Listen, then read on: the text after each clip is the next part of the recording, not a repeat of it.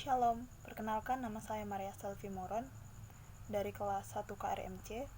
Saya akan menjelaskan pendapat saya atau pandangan saya mengenai kontribusi agama Kristen bagi bangsa Indonesia.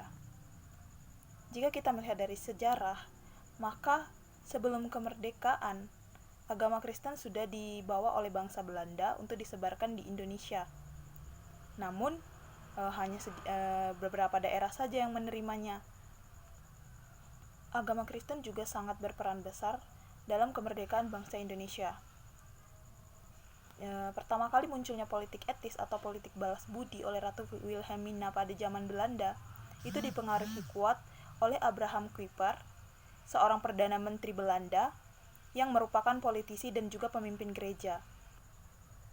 Ia mendesak Ratu Wilhelmina agar politik etis itu bisa diterapkan di setiap wilayah yang dijajah oleh Belanda. Lalu yang kedua, ada misi Belanda yang sering disebut dengan Zending. Misi ini dilakukan oleh para penginjil yang hanya berfokus dalam penginjilan mereka dan meyakini bahwa amanat Yesus dapat menyelamatkan bangsa yang hidup dalam kegelapan. Nah, bangsa yang hidup dalam kegelapan di sini adalah bangsa yang tidak mengenal Yesus. Sehingga dengan semangat penginjilan yang kuat, mereka mengajarkan nilai-nilai yang diajarkan oleh Yesus kepada masyarakat Indonesia. Adanya peran misionaris ini menyadarkan dan mereka juga berpihak kepada bangsa Indonesia, sehingga kesadaran untuk membela kemerdekaan itu muncul dalam benak kaum muda, yang akhirnya melahirkan kaum intelektual yang berperan besar dalam kemerdekaan Indonesia. Mereka ialah Yohanes Latoharhari, Sam Ratulangi, dan Alexander Maramis. Ada juga tokoh lainnya yang berperan besar juga dalam kontribusi untuk kemerdekaan Indonesia.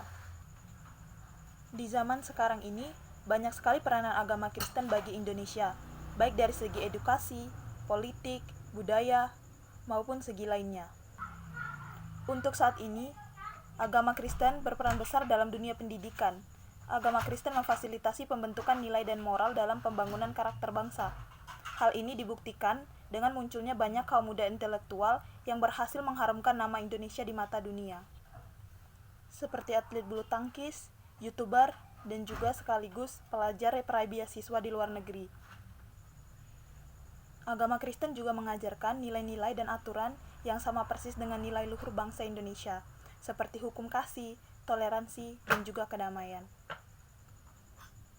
Kita sebagai kaum muda harus juga menyebarkan nilai-nilai yang diajarkan oleh Tuhan Yesus.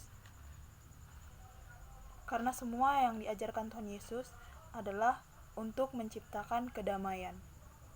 Sekian dari saya. Apabila ada kata-kata yang kurang, saya mohon maaf. Terima kasih.